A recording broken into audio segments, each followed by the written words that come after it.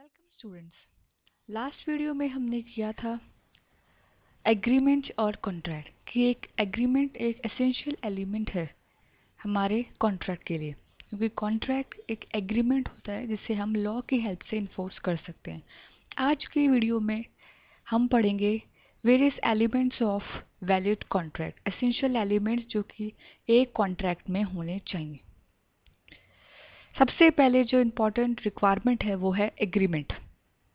According to Section 2, Subsection E of Indian Contract Act, an agreement is every promise and set of promise forming the consideration for each other।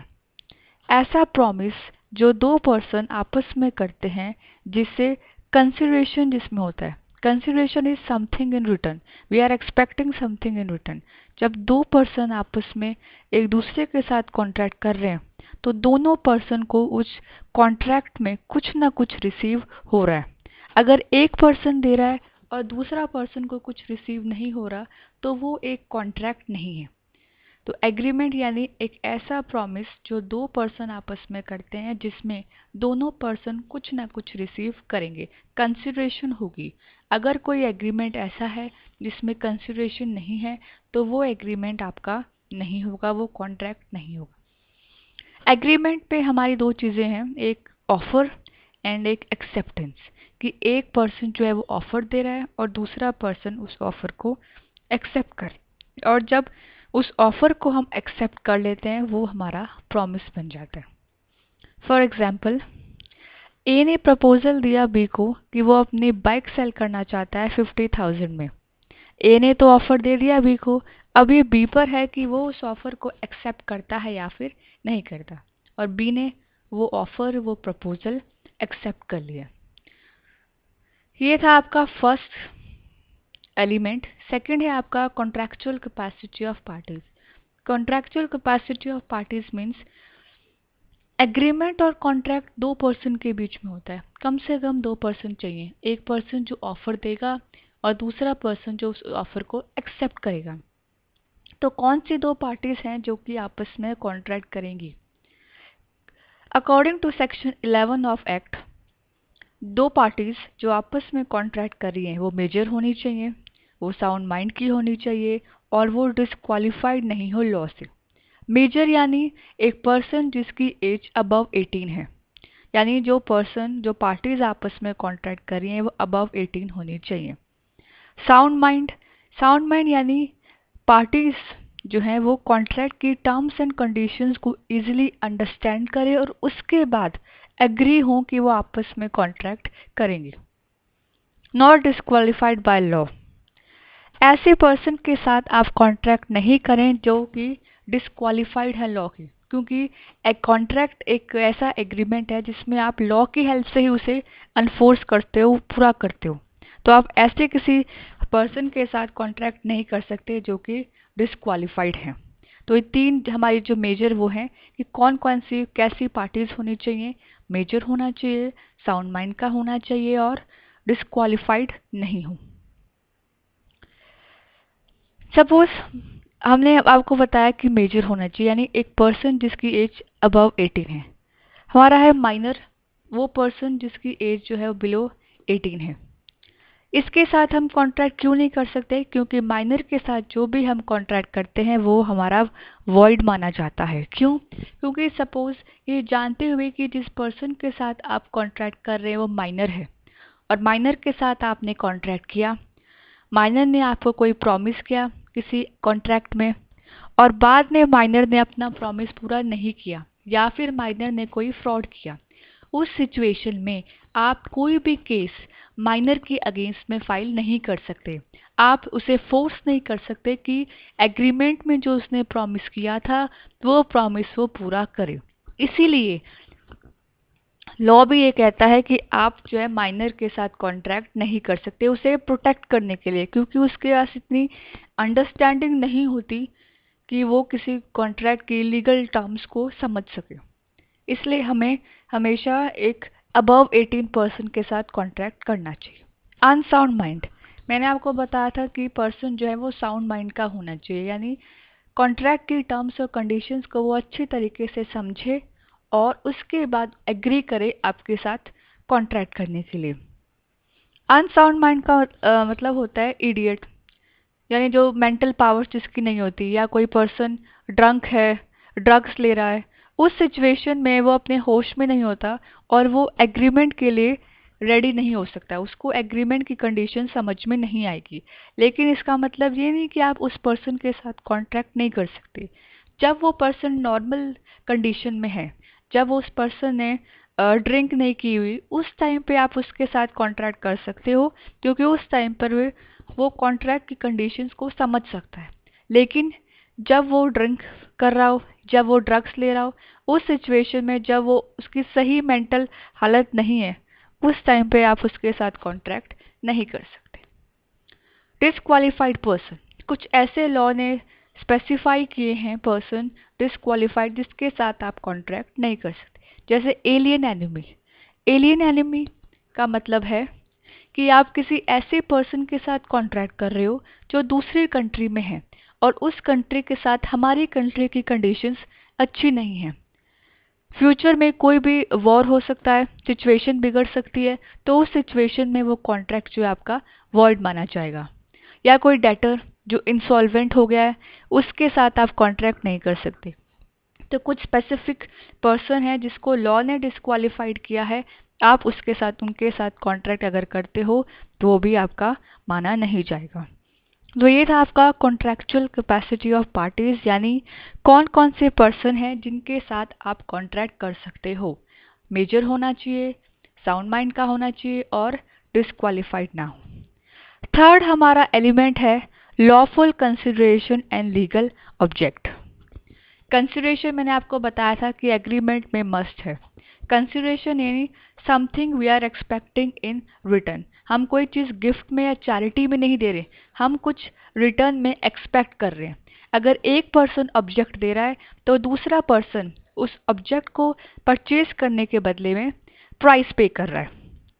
Consideration must be the result of the promisor desire. Consideration जो promisor के action के accordingly होनी चाहिए। Promisor वो person है जिसने offer आपको दिया है। फॉर एग्जाम्पल, प्रोमिसर के पास एक कार है और उसने अपनी कार जिसकी वैल्यू 1 लाख रुपीज़ है, अपनी मर्जी से उसने 1 लाख रुपीज़ की कार जो है वो 50,000 में बी को ऑफर की और बी ने वो ऑफर एक्सेप्ट कर लिया। अब उसको 1 लाख रुपीज़ की कार 50,000 में मिल रही है तो वो इजीली उस ऑफर को एक्सेप्ट करेगा। तो प्रोमिसर डिजायर यानी प्रोमिसर पर्सन जो है जिसने ऑफर दिया था, वो अपनी मर्जी से अपनी ज़्यादा वैल्यू वाली कार को कम प्राइस पर सोल्ड करने के लिए बी को ऑफर दे रहा है। तो जो कंसिडरेशन है, ये कितना अमाउंट हम प्रोमिसर को पे करेंगे, जिस पर्सन ने हमें ऑफर किया है, जिसके साथ हमने कॉन्ट्रैक्ट किया है, हम उसको पे करेंगे, वो उसकी डायरेक्शन, उसकी इंस्ट्रक्शन के अकॉर्डिंगली होगा। Consideration move from the promisee. Promisee वो पर्सन होता है जिसने ऑफर एक्सेप्ट किया है। अगर सपोज ए और बी दो पर्सन के बीच में कॉन्ट्रैक्ट हो रहा है, ए ने ऑफर दिया है और बी ने ऑफर को एक्सेप्ट किया है। ए जो है ऑब्जेक्ट दे रहा है बी को और बी को जो है पेमेंट कर दी है। पेमेंट जो है वो प्रोमिसी यानी जिसके साथ आपने कॉन्ट्रैक्ट किया है वो भी कर दे सकता है, और उसके अलावा कोई और पर्सन भी प्रोमिसी की डायरेक्शन में वो भी आपको पेमेंट कर सकता है। चीज़ ये है कि आपने अगर एग्रीमेंट किया है, ऑब्जेक्ट दिया है, तो आपको उसके बदले में पेमेंट रिसीव हो, चाहे वो प्रोमिसी दे या फिर प्रोमिसी की डायरेक्शन में आकर कोई दूसरा पर्सन पेमेंट करे। कंसिडरेशन टू डू पॉजिटिव और negative act. Consideration is amount, price जो आप पे कर रहे हो, ये किसी पॉजिटिव एक्ट के लिए भी हो सकता है और किसी नेगेटिव एक्ट के लिए भी हो सकता है। किसी पॉजिटिव एग्रीमेंट के लिए भी हो सकता है और नेगेटिव एग्रीमेंट के लिए भी। नेगेटिव एग्रीमेंट यानी ए और बी ने आपस में एग्रीमेंट किया और ए ने बी को कहा कि अगर बी सी को मार देगा तो वो उसको 1 लाख रुपीज़ पे करेगा। यानी कॉन्ट्रैक्ट हो रहा है ए और बी के बीच में। ए ने बी को ऑफर किया कि अगर वो उसके लिए सी को मार देगा तो वो उसको 1 लाख रुपीज़ ऑफर देगा। तो ये एक नेगेटिव काम है, लेकिन इसमें कंसिडरेशन है। 1 लाख रुपीज़ ऑफर किए जा रहे हैं, आप कोई क्रिमिनल काम कर रहे हो, लेकिन उसमें भी आपकी कंसिडरेशन है। अगर आप 2 पर्सन हैं, ए और बी, उन्होंने आपस में कॉन्ट्रैक्ट किया है। ए ने बी को कहा कि वो उसको अपना स्कूटर सोल्ड करेगा फॉर 10,000 रुपीज़, और बी ने ये ऑफर एक्सेप्ट कर लिया। ये एक पॉजिटिव एक्ट है, एक पॉजिटिव एग्रीमेंट के लिए कंसिडरेशन पे की जा रही है। तो कंसिडरेशन आपकी पॉजिटिव काम के लिए भी हो सकती है और नेगेटिव काम के लिए भी हो सकती है। Consideration must be legal and certain. Legal and certain यानी फिक्स्ड होनी चाहिए, डेफिनेट होनी चाहिए, पहले से प्री डिसाइड होनी चाहिए कि एग्रीमेंट के अंदर कितनी अमाउंट पे करनी है और किसको पे करनी है। सारी टर्म्स और कंडीशंस आपकी फिक्स्ड होनी चाहिए। Consideration need not to be advocate. ज़रूरी नहीं है कि जो अमाउंट आप किसी एग्रीमेंट या कॉन्ट्रैक्ट में पे कर रहे हो वो उसकी वैल्यू उतनी ही हो जितनी वैल्यू आपके ऑब्जेक्ट की है। जैसे पहले मैंने आपको एग्जांपल बताया था कि ए ने अपनी मर्जी से बी को 1 लाख रुपीज़ की कार 50,000 में वो पे कर रहा है, यानी अपनी मर्जी से वो कम प्राइस पे अपनी कार जो है वो सोल्ड कर रहा है। कंसिडरेशन होनी चाहिए, अमाउंट पे करना होना चाहिए, पर ज़रूरी नहीं है कि 1 लाख रुपए की कार के बदले में आप 1 लाख रुपीज़ ही पे करो। ये डिपेंड करता है प्रॉमिसर पर, जो पर्सन आपको ऑफर दे रहा है कि किस प्राइस पर वो अपनी कार आपको ऑफर करेगा, और उस प्राइस पे आपको देखना है कि आप उसका ऑफर एक्सेप्ट करोगे या फिर नहीं करोगे। लीगल ऑब्जेक्ट यानी जिस ऑब्जेक्ट के रिगार्डिंग आप कॉन्ट्रैक्ट कर रहे हो वो ऑब्जेक्ट इलीगल नहीं होना चाहिए, पब्लिक के अगेंस्ट नहीं होना चाहिए, या ऐसा कोई फ्रॉड रिलेटेड एक्टिविटी से रिलेटेड जो है आप कॉन्ट्रैक्ट नहीं करें। नेक्स्ट हमारा इम्पॉर्टेंट एलिमेंट है free consent of parties. Free consent of parties means consent जो है दोनों पार्टीज की, जो पर्सन ऑफर दे रहा है और जो पर्सन एक्सेप्ट कर रहा है ऑफर, वो फ्री होनी चाहिए। मीन्स अपनी मर्जी से पर्सन जो है उस कॉन्ट्रैक्ट को करने के लिए रेडी है। कंसेंट यानी parties must have agreed upon the same thing in the same sense. दोनों पर्सन जो आपस में कॉन्ट्रैक्ट कर रहे हैं वो एक कॉन्ट्रैक्ट की टर्म्स और कंडीशन को एक जैसा एक्सेप्ट करें, एक जैसे समझें, और अपनी मर्जी से प्रॉमिसी उस कॉन्ट्रैक्ट को करने के लिए अपनी परमिशन दे। अगर ऐसा नहीं होता, आप फोर्सफुली किसी पर्सन को फोर्स कर रहे हो कि वो आपके साथ कॉन्ट्रैक्ट करे, उस केस में एग्रीव पार्टी जिसने बिना अपनी मर्जी के एग्रीमेंट के लिए हाँ की है, वो अगर चाहे तो उस कॉन्ट्रैक्ट को रिजेक्ट भी कर सकता है। अगर आपका एग्रीमेंट कोरेशन, अनड्यू इन्फ्लुएंस और फ्रॉड से इन्फ्लुएंस्ड है तो उसमें आपका फ्री कंसेंट नहीं होगी। कोरेशन का मतलब होता है कोई ऐसा काम करना जो आपको इंडियन पैनल कोड के उसमें नहीं करना। मीन्स आप कोई क्रिमिनल काम कर रहे हैं और ऐसा काम करने की आप धमकी दे रहे हो तो वो होता है आपका कोरेशन। आप किसी को किडनैप करने की धमकी दे रहे हो, आप किसी को मर्डर करने की धमकी दे रहे हो, आप किसी को फिजिकल बीटिंग कर रहे हो, किसी को परेशान कर रहे हो या किसी को परेशान करने की धमकी दे रहे हो, तो ये सारी चीज़ें हैं जिसकी वजह से कोई पर्सन परेशान होकर आपके साथ एग्रीमेंट करने के लिए तैयार हो जाए। फॉर एग्जाम्पल, ए ने बी को कहा कि अगर उसने अपनी प्रॉपर्टी उसके नाम पर नहीं की तो वो उसके बेटे को मार देगा।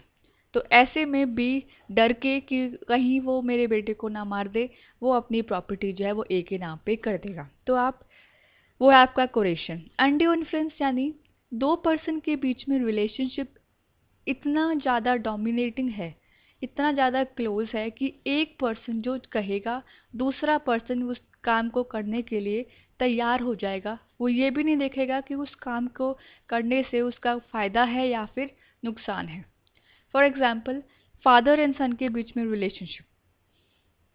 एक फादर जो अपने सन को कोई काम बोलेगा, सन बिना सोचे समझे उस काम को पूरा करेगा। तो अनड्यू इन्फ्लुएंस यानी रिलेशनशिप दो पर्सन के बीच में ऐसा है कि एक पर्सन उस रिलेशनशिप का फ़ायदा उठाकर दूसरे पर्सन को डोमिनेट करने की कोशिश कर रहा है और उससे वो काम करवा रहा है जिससे उसको फ़ायदा हो। ये कंडीशन बहुत इम्पॉर्टेंट है कि फ़ायदा उस रिलेशनशिप का यूज़ अपने फ़ायदे के लिए किया जा रहा है। फ्रॉड, आप एग्रीमेंट कर रहे हो किसी पर्सन के साथ और उसमें फ्रॉड है। आपने कोई इन्फॉर्मेशन, गलत इन्फॉर्मेशन प्रोवाइड की और आप उसे इस तरीके से प्रोवाइड कर रहे हो, सामने वाले पर्सन को लगता है कि आप जो भी बोल रहे हो बिल्कुल सही है, पर एक्चुअल में आपको पता है कि आप झूठ बोल रहे हो। या फिर किसी एग्रीमेंट में आप कोई ज़रूरी इम्पॉर्टेंट इन्फॉर्मेशन बता ही नहीं रहे हो, क्योंकि आपको ऐसा लगता है कि अगर आपने वो इन्फॉर्मेशन बताई तो सामने वाला पर्सन आपका ऑफर एक्सेप्ट नहीं करेगा। फॉर एग्जाम्पल, रमन ने करण को कार सोल्ड की। कार में कुछ मेजर डिफेक्टिव था, कार जो है वो ख़राब थी, लेकिन करण ने रमन को इस तरीके से प्रेजेंट किया कि कार बहुत अच्छी है, इसकी माइलेज अच्छी है, कि वो इम्प्रेस हो गया और वो उस कार को खरीदने के लिए रेडी हो गया। तो आपने जो है वो एक तरीके से उसके साथ फ्रॉड किया। आप सही इन्फॉर्मेशन जो है वो प्रोवाइड नहीं कर रहे हो, आप या तो झूठ बोल रहे हो या फिर आप इन्फॉर्मेशन बता ही नहीं रहे हो। तो ऐसा कोई एग्रीमेंट जिसमें ये तीनों की चीज़ें हों, उसमें फ्री कंसर्न नहीं होती और वो एक वैलिड कॉन्ट्रैक्ट नहीं होगा, क्योंकि जो एग्रीव पार्टी है जिसके साथ धोखा हुआ है, अगर वो चाहे तो उस कॉन्ट्रैक्ट को रिजेक्ट भी कर सकता है।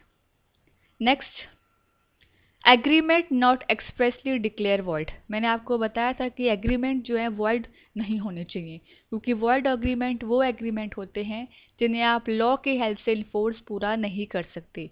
कुछ एग्जाम्पल हैं, जैसे माइनर के साथ एग्रीमेंट। माइनर वो पर्सन जिसकी एज बिलो 18 है। अनसाउंड माइंड के साथ एग्रीमेंट, एक पर्सन जिस अनसाउंड माइंड है।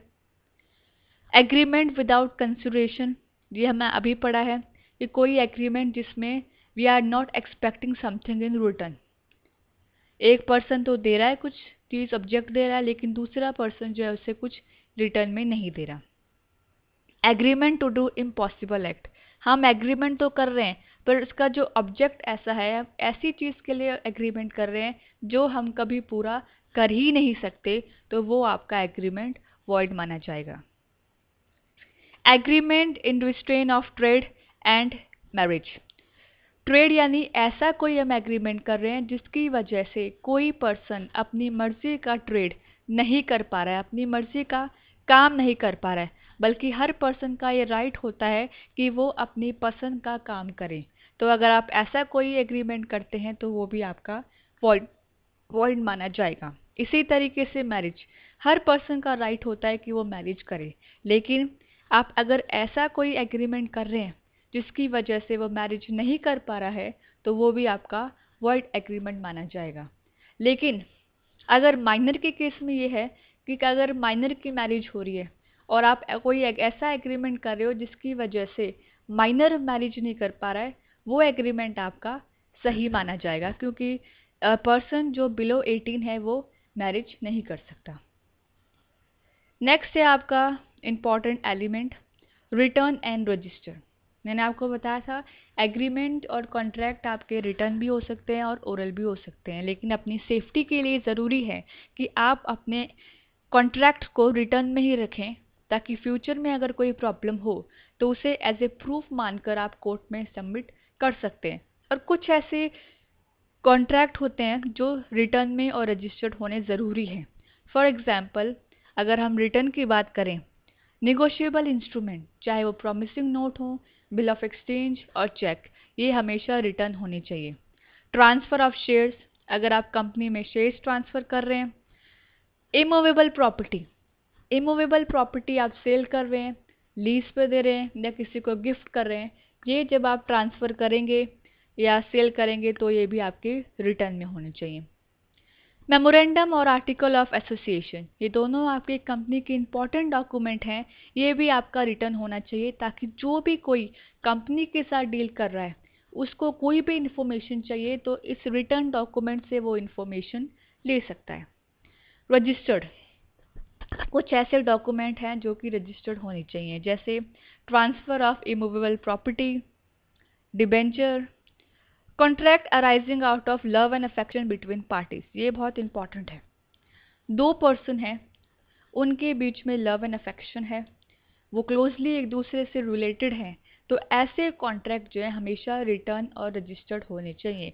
For example relationship between father and son, दोनों एक दूसरे से रिलेटेड भी होते हैं क्लोजली, और साथ में इनके में लव एंड अफेक्शन भी है।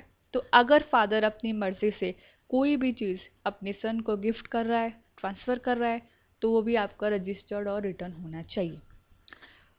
नेक्स्ट है आपका डॉक्यूमेंट्स जो कि according to section 17 of registration act 1908, इसमें स्पेसिफाइड है कुछ डॉक्यूमेंट जिनके लिए कंपलसरी है कि वो रजिस्टर्ड होंगे। और वैसे भी हमें ज़रूरी है कि अगर हम कोई कॉन्ट्रैक्ट करें तो उसकी रिटर्न कॉपी हमारे पास होनी चाहिए। नेक्स्ट और लास्ट हमारा इम्पॉर्टेंट एलिमेंट है कॉन्ट्रैक्ट का, केपेबल ऑफ परफॉर्मेंस, राइट। दो पार्टीज़ जो हैं वो एक दूसरे के साथ कॉन्ट्रैक्ट करती हैं, ऑफर करती हैं, एक्सेप्टेंस करती हैं, वो सिर्फ इसलिए करती हैं ताकि वो उस कॉन्ट्रैक्ट को पूरा करें। अगर उनकी इंटेंशन कॉन्ट्रैक्ट को पूरा करने की नहीं है तो वो कॉन्ट्रैक्ट नहीं होगा। तो आप कॉन्ट्रैक्ट अगर कर रहे हैं तो किसी ऐसी चीज़ के लिए करें जिन्हें आप पूरा कर सकें। A valid contract must be practical to be perform, यानी ऐसा होना चाहिए जिसे आप पूरा कर सकें। उसके टर्म्स और कंडीशंस जो हैं वो सर्टेन हो, डिफाइंड हो, और दोनों पर्सन अपनी मर्जी से उसे करने के लिए हाँ करें। कॉन्ट्रैक्ट जो है वो प्रॉमिसर और प्रॉमिसी दोनों खुद भी परफॉर्म कर सकते हैं, उसका एजेंट भी कर सकता है, कोई थर्ड पर्सन भी कर सकता है उसके बिहाफ पे, और अगर वो उसकी डेथ हो गई है तो उसका लीगल रिप्रेजेंटेटिव भी उसे पूरा कर सकता है, प्रोवाइडेड कि वो कॉन्ट्रैक्ट ऐसा हो जिसे प्रॉमिसर को छोड़कर बाकी पर्सन भी पूरा कर सकते हैं। फॉर एग्जाम्पल एक पर्सन है, वो सिंगर है और वो किसी कॉन्सर्ट पे उसको गाने के लिए उसके साथ कॉन्ट्रैक्ट किया गया, लेकिन उस कॉन्ट्रैक्ट से पहले, उस कॉन्सर्ट से पहले उस पर्सन की डेथ हो जाती है, तो उस केस में उसके बिहाफ पर कोई दूसरा पर्सन जो है वो उस कॉन्ट्रैक्ट को पूरा नहीं कर सकता, क्योंकि उसके अंदर जो स्किल्स हैं उसके बेस पर ही उसके साथ कॉन्ट्रैक्ट किया गया था। तो ये है आपका कैपेबल ऑफ परफॉर्मेंस। ये आपके कुछ एलिमेंट्स थे, agreement, contractual capacity of parties, free consent, legal consideration, agreement not declared void, written and registered, capable of performance.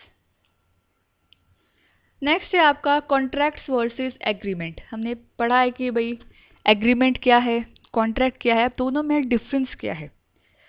बहुत ही इंपॉर्टेंट डिफरेंस है ये। All contracts are agreement but all agreements are not contract. बिल्कुल सही, सारे contract आपके agreement होते हैं। क्यों होते हैं? क्योंकि अभी हमने पढ़ा कि कॉन्ट्रैक्ट की एक इम्पॉर्टेंट एलिमेंट है एग्रीमेंट। एग्रीमेंट जो है बेसिक रिक्वायरमेंट है, अगर एग्रीमेंट नहीं होगा तो वो कॉन्ट्रैक्ट नहीं होगा। तो सबसे पहले कॉन्ट्रैक्ट के लिए 3 चीज़ें इंपॉर्टेंट है। एग्रीमेंट जिसमें आपका आता है offer and acceptance, contractual obligations, contractual obligations होनी चाहिए। दोनों पार्टीज जो हैं उस एक दूसरे को कॉन्ट्रैक्ट में बाइंड करें और अपने अपने जो प्रॉमिसेस हैं उस कॉन्ट्रैक्ट के अंदर उस प्रॉमिसेस को वो पूरा करें, क्योंकि सभी एग्रीमेंट ऐसे नहीं हैं जिन्हें हम कॉन्ट्रैक्ट में बाइंड कर सकते हैं। तो कॉन्ट्रैक्चुअल ऑब्लिगेशंस जो है होनी चाहिए, लीगल ऑब्लिगेशंस होनी चाहिए।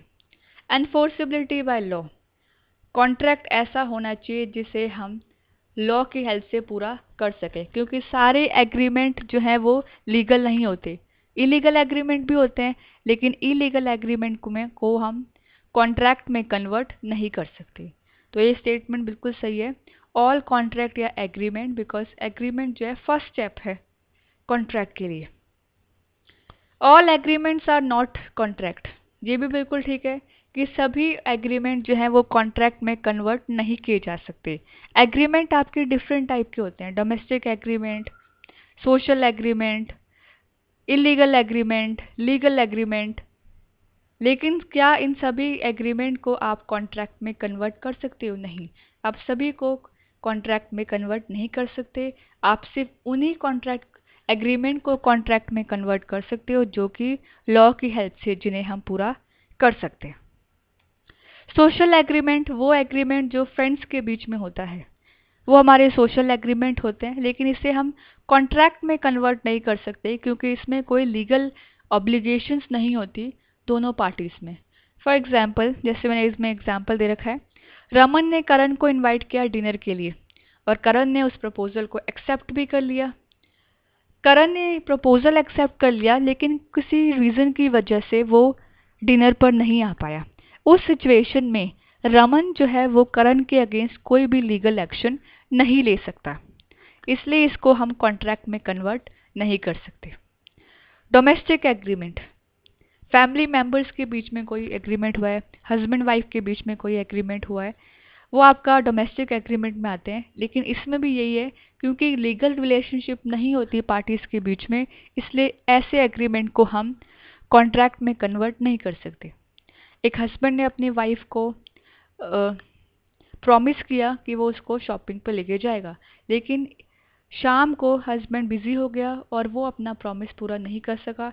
इस सिचुएशन में वाइफ जो है वो हस्बैंड के अगेंस्ट कोई भी एक्शन नहीं ले सकती। तो ये भी सोशल और डोमेस्टिक एग्रीमेंट ऐसे होते हैं जिनको हम कॉन्ट्रैक्ट में कन्वर्ट नहीं कर सकते। लेकिन कमर्शियल एग्रीमेंट्स जो दो पर्सन के बीच में हुए हैं, ये वो होते हैं जिसमें लीगल रिलेशनशिप होता है, जिसे हम कॉन्ट्रैक्ट में, जो हमारे कॉन्ट्रैक्ट होते हैं, और कोई भी अगर पार्टी अपना प्रॉमिस पूरा नहीं करती तो दूसरी पार्टी जो है वो उसे फोर्स कर सकती है, कोर्ट की हेल्प ले सकती है ताकि वो अपना प्रॉमिस पूरा करे। Difference between agreement and contract. Agreement defined है section 2 subsection E of Indian contract act और कॉन्ट्रैक्ट डिफाइंड है सेक्शन 2 सबसेक्शन एच। एग्रीमेंट वो प्रोमिसेस जो दो पार्टीज एक दूसरे के साथ करती हैं, जिसमें कंसिडरेशन भी होता है। कॉन्ट्रैक्ट वो एग्रीमेंट है which is enforceable by law. Agreement का स्कोप वाइड होता है क्योंकि इसमें डिफरेंट टाइप ऑफ एग्रीमेंट्स होते हैं। Word agreement, voidable agreement, legal agreement, illegal agreement. Contract का स्कोप बहुत लिमिटेड है, नैरो है, क्योंकि इसमें सिर्फ वही एग्रीमेंट आते हैं जिन्हें आप कॉन्ट्रैक्ट में कन्वर्ट कर सकते हैं, यानी लीगल एग्रीमेंट। सिर्फ आप लीगल एग्रीमेंट को ही कॉन्ट्रैक्ट में कन्वर्ट कर सकते हैं। Agreement based on offer and acceptance and contract based on agreement. एक कॉन्ट्रैक्ट के लिए कंडीशन है, वो है एग्रीमेंट। अगर एग्रीमेंट नहीं होगा तो कॉन्ट्रैक्ट भी नहीं होगा। एग्रीमेंट में लीगल ऑब्लिगेशंस हो भी सकती हैं और नहीं भी हो सकती। जैसे मैंने आपको बताया था, कमर्शियल एग्रीमेंट अगर है तो उसमें लीगल ऑब्लिगेशंस होती हैं, लेकिन सोशल और डोमेस्टिक एग्रीमेंट में लीगल ऑब्लिगेशंस नहीं होती। आप लीगली किसी को बाइंड नहीं कर सकते। कॉन्ट्रैक्ट में लीगल ऑब्लिगेशन एक इम्पॉर्टेंट रिक्वायरमेंट है, जैसे आपका एग्रीमेंट है, लीगल ऑब्लिगेशंस होनी ज़रूरी है। एग्रीमेंट, सारे एग्रीमेंट ऐसे नहीं होते जिन्हें आप लॉ की हेल्प से इन्फोर्स कर सकते हो, पूरा कर सकते हैं। कुछ ऐसे एग्रीमेंट भी होते हैं जैसे इलीगल, जिसमें आप लॉ की हेल्प नहीं ले सकते। कॉन्ट्रैक्ट में इन्फोर्सिबिलिटी बाय लॉ भी एक इम्पॉर्टेंट रिक्वायरमेंट है, एग्रीमेंट और लीगल ऑब्लिगेशंस की ही तरह। एग्रीमेंट आपके ज़रूरी नहीं है कि वो रिटर्न में ही हो, ओरली भी हो सकते हैं और रिटर्न में भी हो सकते हैं। लेकिन कॉन्ट्रैक्ट ज़रूरी होता है कुछ स्पेसिफिक केसेस में कि वो रिटर्न में हो और रजिस्टर्ड हो। तो ये थे आपके कुछ इम्पॉर्टेंट एलिमेंट्स ऑफ कॉन्ट्रैक्ट जो कि ये कॉन्ट्रैक्ट में होने चाहिए। Thank you.